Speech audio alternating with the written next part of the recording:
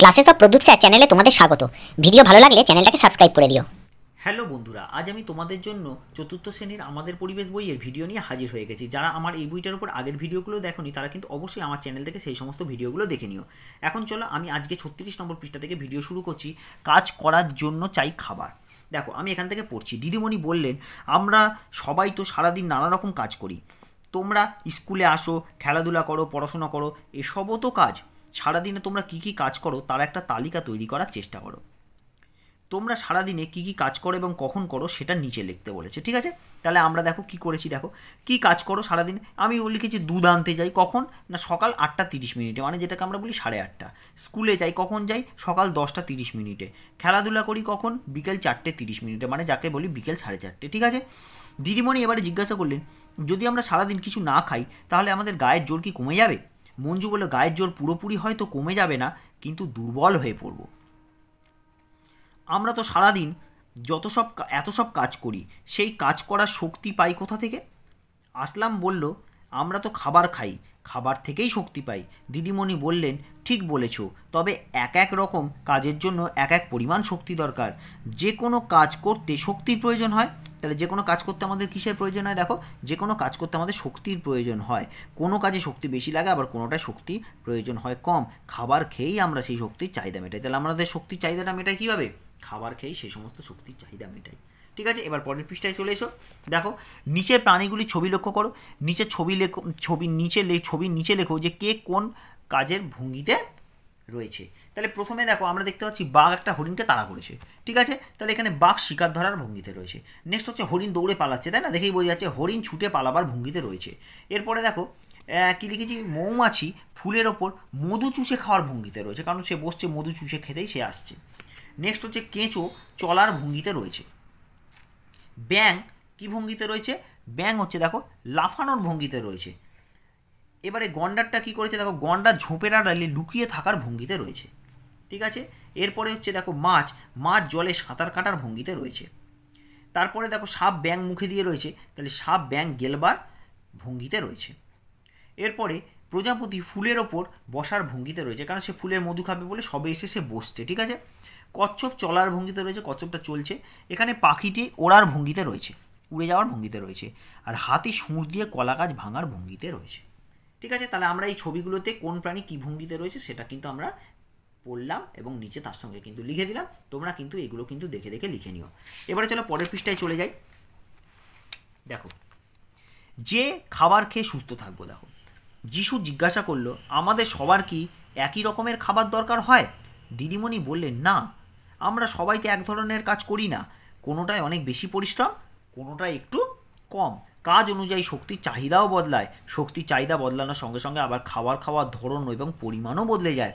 সহেলি জিজ্ঞাসা করলো, তাহলে আমরা কিভাবে বুঝবো কোন কোন খাবার খেতে হবে? আসলে আমাদের নানা রকম খাবার মিলিয়ে মিশিয়ে খেতে হয়। বিভিন্ন ধরনের খাবার সঠিকভাবে মিলিয়ে মিশিয়ে খাওয়ার জন্য একটা পরিকল্পনা করা হয়, যাতে শরীরের চাহিদা মেটে, সঠিকভাবে বেড়ে উঠতে পারি আর রোগ প্রতিরোধও করতে পারি। এই পরিকল্পনা অনুযায়ী প্রতিদিন সব ধরনের খাবার পরিমাণ মতন মিলিয়ে মিশিয়ে খাওয়া, এটাই সুষম আহার। তাহলে পরিকল্পনা অনুযায়ী প্রতিদিন সব ধরনের খাবার পরিমাণ মতো মিলিয়ে মিশিয়ে খাওয়াকেই বলা হয় সুষম আহার। যিশু জিজ্ঞাসা করলো, সব মানুষের সুষম আহার কি একই রকমের? প্রত্যেক মানুষের ক্ষেত্রে সুষম আহার একই রকমের হয় না। কাজের ধরন অনুযায়ী সুষম আহার পাল্টে যায়। শুধু তাই নয়, সুষম আহার কেমন হবে তা নির্ভর করে বয়স, শরীরের ওজন, উচ্চতা, শারীরিক অবস্থা এবং কোন জায়গার জল হাওয়ার মতন, কোনো জায়গার জল হাওয়ার মতন বিষয়ের উপর নির্ভর করে। তাহলে কী কী বিষয়ের উপর নির্ভর করে? সুষম আহার নির্ভর করে বয়স, শরীরের ওজন, উচ্চতা, শারীরিক অবস্থা, বিভিন্নভাবে নির্ভর করে। যেমন ধরো একটা বাচ্চার যা লাগবে সুষম আহার যেটা হবে, সেটা একটা বয়স্কদের ক্ষেত্রে নিশ্চয়ই সেটা নয়, বা একটা পূর্ণবয়স্ক মানুষের ক্ষেত্রে সেটা নয়। সহেলি জিজ্ঞাসা করলো, সুষম আহারের মধ্যে কী কী ধরনের খাবার থাকে দিদি? সুষম আহারের মধ্যে মূলত 4 ধরনের খাবার থাকে। এই 4 ধরনের খাবারের নাম নিচে তালিকায় দেওয়া আছে। তোমরা তোমার অঞ্চলের পরিচিত খাবারগুলোকে নিচের নির্দিষ্ট ঘরে লেখো, ঠিক আছে? তাহলে সুষম আহারের মধ্যে কী কী আছে? একটা হচ্ছে দেখো দানা শস্য জাতীয় খাবার। তাহলে দানা শস্য দুটো দেওয়া ছিল, ভাত, রুটি। আর কি খাই আমরা? ডাল লাগবে, সয়াবিন লাগবে, ভুট্টা, মটরশুঁটি, ছাতু, রাজমা, এগুলো দানা জাতীয় খাবার। দেখবে এগুলো সবই দানা জাতীয়। নেক্সট হচ্ছে শাকসবজি ও ফল জাতীয় খাবার। কি আছে? কুমড়ো শাক, পেয়ারা আছে, পালং শাক, নোটে শাক, আলু, আম। আলুটা সবজির মধ্যে পড়ে যাচ্ছে। আম ফলের মধ্যে যাচ্ছে, কমলালেবু ফলের মধ্যে, কলাও ফলের মধ্যে যাচ্ছে, ঠিক আছে। এবার তেল, ঘি, বাদাম জাতীয় খাবার কী আছে? ঘি বাদাম তো রয়েছেই, এর সাথে কী রয়েছে? সর্ষের তেল আছে, মাখন লাগবে, দুধ, ছানা, পনির, সূর্যমুখী তেল, এগুলো তেল, ঘি, বাদাম জাতীয় খাবার। এরপরে মাছ, মাংস, ডিম জাতীয় খাবার কী আছে দেখো? মাছ হচ্ছে মুরগির মাংস আছে, ডিম আছে, চিংড়ি, মাংস, কাঁকড়া, ইলিশ, হাঁসের ডিম। তাহলে এগুলো হচ্ছে মাছ, মাংস এবং ডিম জাতীয় খাবার, ঠিক আছে। তাহলে তোমরা নিশ্চয়ই বুঝতে পেরেছো এই খাবারগুলো সুষম আহারের মধ্যে কিন্তু সমস্তগুলোই পড়বে, এগুলোকেই মিলিয়ে মিশিয়ে তোমাদেরকে খেতে হবে, ঠিক আছে। এরপরে চলো পরের পৃষ্ঠায় চলে যাচ্ছি, দেখো। আচ্ছা, আজ থেকে 50 বছর আগেকার মানুষ কী ধরনের খাবার খেত? বাড়ির বয়স্কদের সঙ্গে আলোচনা করে নিচে লিখতে বলেছে, ঠিক আছে। তাহলে দেখো, দানা জাতীয় খাবার কী খেত? ভাত, ডাল, রুটি, ভুট্টা, এইসবগুলো খেত। শাক সবজি আর ফল জাতীয় খাবার 50 বছর আগেকার মানুষ কী খেত? কলা খেত, আম খেত, কুমড়ো শাক খেত, আলু খেত। তেল, ঘি, বাদাম জাতীয় কী খেত? ঘি ছিল তখনও, তেল ছিল, দুধ ছিল, ছানা, দই। মাছ, মাংস, ডিম জাতীয় খাবার মাছ, মাংস, ডিম, মাছ, ডিম, মাংস, চিংড়ি, এগুলোই তখনকার দিনে খাবার কিন্তু ছিল, ঠিক আছে। তাহলে এই পর্যন্ত হলো। এবারে চলো পরের চ্যাপ্টারটায় চলে যাই। খাবার পাই কোথা থেকে? দেখো, আমরা কোন কোন খাবার উদ্ভিদ থেকে পাই আর কোন খাবারই বা প্রাণীদের থেকে পাই নিচে লিখে ফেলো। খাবারের নাম দেখো লিখেছি আমি, ভাত। কোথা থেকে পাই? উদ্ভিদ থেকে পাই, নিশ্চয়ই প্রাণী থেকে পাই না, তাই ড্যাশ দিয়ে দিয়েছি। তোমাদের বাড়িতে কে কোনটা খায়? আমাদের বাড়িতে সবাই ভাত খায়। রুটি উদ্ভিদ থেকে পাই, নিশ্চয়ই প্রাণী থেকে পাই না রুটিও। কেন? উদ্ভিদ থেকে কেন পাই? গম থেকে রুটি হয়, ঠিক আছে। আর ধান থেকে ভাত হয়, তাহলে এগুলো গাছ থেকে আসছে, ঠিক আছে, উদ্ভিদ থেকে আসছে।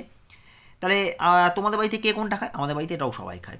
নেক্সট হচ্ছে দুধ, ঠিক আছে। দুধ কোথা থেকে পাই? প্রাণী থেকে পাই। দুধ তো আর গাছে হয় না, উদ্ভিদ থেকে হয় না, প্রাণী থেকে পাই, সবাই খায়। ডিম উদ্ভিদ থেকে পাই না, প্রাণী থেকে পাই, তাই তো। মুরগির ডিম বা হাঁসের ডিম প্রাণীর থেকে পাই, এটাও সবাই খায়। মাংস, মাংস আমরা প্রাণীদের শরীর থেকে পাই, এটাও হচ্ছে সবাই খায়, ঠিক আছে।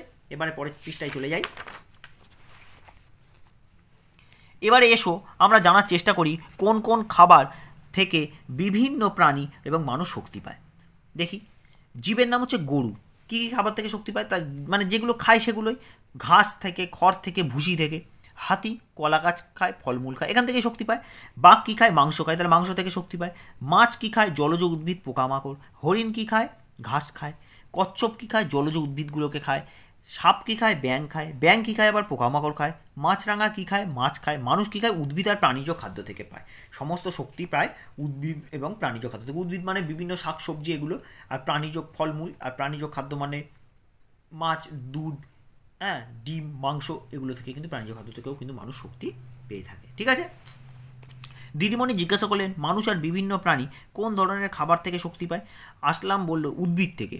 অরুণ বলল কেন? প্রাণীদের থেকেও তো পাই, দুধ, ডিম। তোমরা দুজনেই ঠিক বলেছো। আচ্ছা, দুধ বা ডিম আমরা কোন প্রাণী থেকে পাই? অরুণ বলল দুধ পাই গরু আর ছাগল থেকে, আর ডিম দেয় মুরগি। বেশ, বলতে পারবে কি গরু, ছাগল আর মুরগি কী খায়? শামীম বলল গরু তো ঘাস খায়। অরুণ বলল ছাগল তো ঘাস খায়, গাছের পাতাও খায়। মঞ্জু বলল মুরগি তো চাল, গম এইসব খায়। অরুণরা আলোচনা করুক, আর সেই ফাঁকে তোমরা কয়েকটা প্রাণীর নাম লিখে ফেলো যাদের থেকে আমাদের বিভিন্ন ধরনের বিভিন্ন খাবার পাই, আর ওই প্রাণীরা কী কী খায় সেটাও লেখার চেষ্টা করুন। তাহলে প্রাণীর নাম কি? গরু, ঠিক আছে। আমরা কি খাবার পাই গরুর থেকে? দুধ পাই।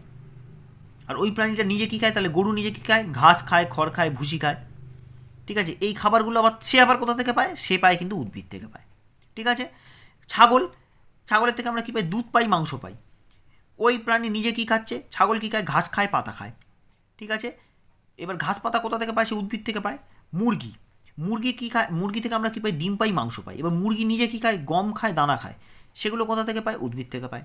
হাঁস কী খায়? হাঁস কী দেয় আমাদের? ডিম দেয়। আচ্ছা, হাঁস নিজে কী খায়? ভাত খায়, শামুক খায়। তাহলে কিছু উদ্ভিদও খায়, আবার কিছু প্রাণী থেকেও খায়, কারণ ধান থেকে ভাত আসছে সেগুলোও খায়, আবার প্রাণীজাত ওই শামুক, গেঁড়ি, গুগলি এগুলোও খায়। মৌমাছি, আমাদের মৌমাছির কাছ থেকে আমরা কী পাই? মধু পাই। ওই প্রাণী নিজে কী খায়? ফুলের মধু খায়। এবার কোথা থেকে পায় সে ফুলের মধু? কোথা থেকে পায়? ফুল তো উদ্ভিদেই হয়, তাহলে উদ্ভিদ থেকেই কিন্তু সে পায়, ঠিক আছে। তাহলে এই ছিল আমার আজকের ভিডিও। ভিডিওটা যদি ভালো লেগে থাকে তাহলে ভিডিওটাতে অবশ্যই লাইক করে দিও, কমেন্ট বক্সে লিখে জানিও ভিডিওটা তোমাদের কেমন লেগেছে। আর যদি আমার চ্যানেলে নতুন এসে থাকো তাহলে চ্যানেলটাকে কিন্তু অবশ্যই সাবস্ক্রাইব করে দিও।